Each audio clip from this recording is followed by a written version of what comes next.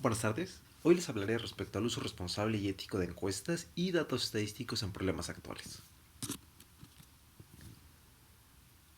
Si definimos la ética de manera simple, son los principios de comportamiento basados en ideas de lo correcto y lo incorrecto. Y estas se basan en conceptos tales como la equidad, el respeto, la responsabilidad, la integridad, la calidad, la confiabilidad, la transparencia, la confianza, entre otros muchos factores que desde pequeños podemos heredar o a través de nuestra vida. La ética en el tratamiento de datos tiene que ver con la forma en la que ocupamos y administramos estos datos, de manera que se alineen con los principios éticos que tenemos. Gestionar los datos de manera ética es necesario para el éxito a largo plazo de cualquier organización. En última instancia, para los profesionales de la gestión de datos y las organizaciones para las que trabajan, la ética de datos es una cuestión de responsabilidad social. Pero ahora, definiendo respecto a las encuestas y los datos estadísticos, una encuesta es un procedimiento dentro de la investigación cuantitativa en la que el investigador recopila información mediante un cuestionario previamente diseñado, sin modificar el entorno ni el fenómeno donde se recoge la información, ya sea para entregarlo en forma de tríptico, gráfica, tabla o escrita. Los datos estadísticos, en este marco, son los valores que se obtienen al llevar a cabo un estudio de tipo estadístico. Se trata del producto de la observación de aquel fenómeno que se pretende analizar. Teniendo esto en mente, entonces, ¿cuál es el fin del uso responsable y ético de encuestas y datos estadísticos? Para entrar más a fondo en el tema, hay que tener en cuenta otro tema más, que sería que organizaciones de todo tipo y tamaño recolectan, almacenan, procesan e intercambian grandes volúmenes de información con el deseo de crear nuevos productos y servicios a partir de los datos que generan mayores beneficios, reduzcan los costes, consoliden y refuercen la fidelidad de los clientes y ofrezcan auténticas ventajas competitivas. Pero al mismo tiempo se enfrentan importantes retos, tales como gestionar adecuadamente los datos, garantizar su privacidad o cumplir con regulaciones y estándares internos y externos. Cuestiones aplicadas de este tema a nuestra vida diaria los vivimos día a día con los aparatos electrónicos, a cualquier sitio web en los que nos pidan cookies o parecidos. Estos requisitos que la mayoría de páginas web en Internet nos piden para poder acceder a ellas. Al contrario de lo que algunos piensan, las cookies no son spam, ni gusanos informáticos, ni ningún tipo de virus extraños. Son archivos informáticos de minutos enviados por los sitios web que se almacenan en nuestro navegador y obtienen datos sobre nosotros. ¿Esto en qué puede ayudarlos? Tal cual lo que explicamos.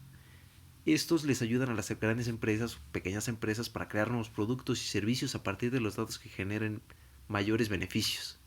Al tener una gran colección de nuestros datos de diversas personas, pueden determinar qué es lo que mejor se puede aplicar para un mercado, estudios de mercado que pueden obtener, al ser directamente ellos quienes obtienen la información de sus consumidores.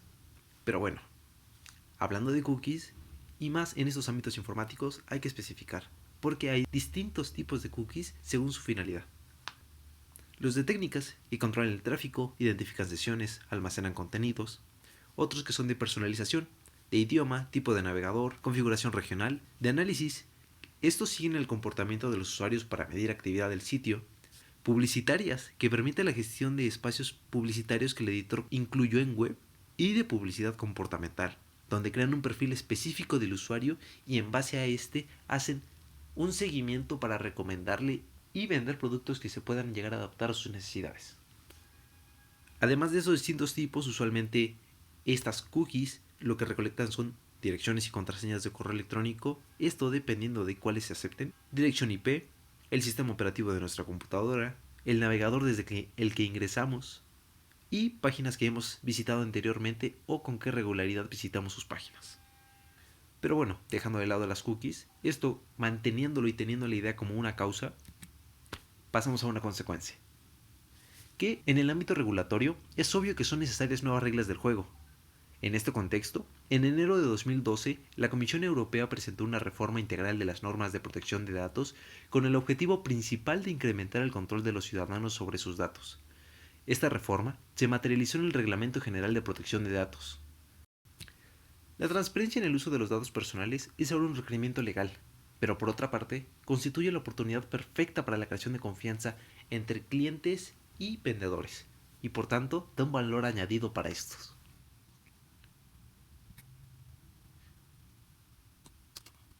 Especialmente debemos ser sensibles a los tipos de análisis realizados y a los resultados obtenidos de los mismos. La aparición de algoritmos de inteligencia artificial, que ya de hoy en adelante son conocidos como IA por sus siglas en inglés, como GAIDAR, mediante el cual los investigadores aseguran poder identificar personas homosexuales utilizando un sistema de reconocimiento facial. Debe ponernos en alerta ante los peligros de la clasificación dicotómica de las personas y adicionalmente del uso que se puede dar a dicha clasificación.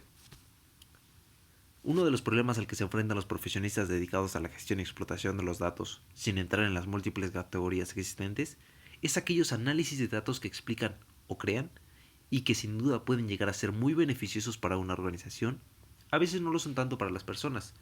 Uno de los problemas al que se enfrentan los profesionistas dedicados a la gestión y explotación de los datos, sin entrar en las múltiples categorías que existen, es aquellos análisis de datos que aplican o crean y que sin duda pueden llegar a ser muy beneficiosos para una organización. A veces no lo son tanto para las personas. No se trata entonces tan solo de conocer la regulación, las técnicas, las mejores prácticas, el uso de técnicas de privacidad de datos, sino también qué valores éticos debe de tener una organización y que en la fórmula de valor para el cliente se tengan en cuenta estos puntos. Pasando a ejemplos prácticos respecto a lo que debemos tener en cuenta hacia la ética, es que en una época como la que estamos viviendo, la revisión de los valores éticos se vuelve absolutamente necesaria.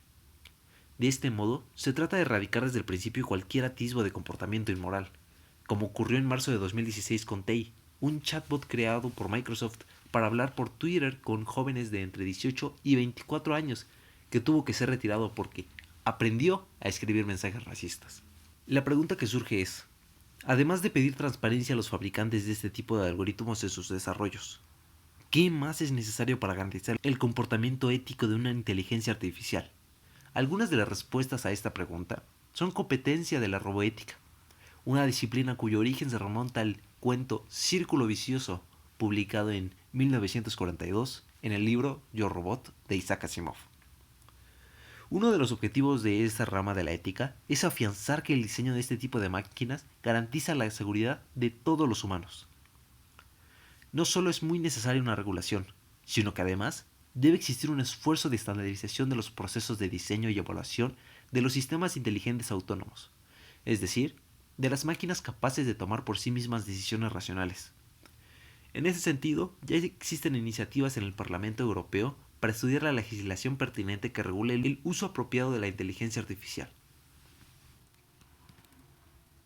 Concluyendo, es que al igual que las declaraciones de W. Edward Deming sobre la calidad, la ética significa hacerlo bien cuando nadie está mirando. Un enfoque ético del uso de datos se reconoce cada vez más como una ventaja empresarial competitiva. El manejo de datos éticos aumenta la confianza hacia una organización, sus datos y los resultados del proceso. Crear una cultura ética implica introducir una gobernanza adecuada, incluida la institución de controles, para garantizar que los resultados previstos y resultantes del procesamiento de datos sean éticos y no violen la confianza ni infrinjan la dignidad humana. Crear una cultura ética implica introducir una gobernanza adecuada, incluida la institución de controles, para garantizar que los resultados previstos y resultantes del procesamiento de datos sean éticos y no violen la confianza ni infrinjan la dignidad humana. Sin más, terminamos con referencias que ocupamos en esta presentación. Muchas gracias por su tiempo.